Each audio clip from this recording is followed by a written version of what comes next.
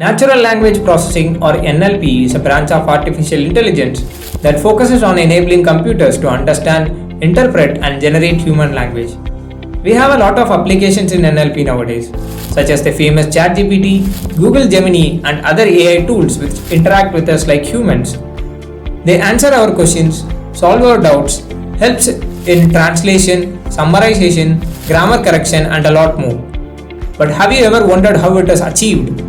The process starts with pre-processing the human text and converting it into a meaningful numerical representation so that machine learning algorithm or deep learning neural network can process it and make decision. This process is difficult as human language is complex. For example, consider these sentences.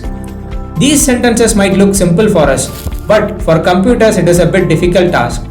For the computers to understand the meaning of these, we need to do specific pre-processing methods.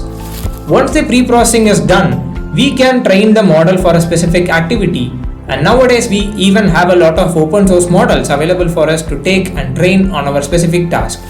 Join our masterclass on NLP and learn from the basics of NLP to create your own AI applications.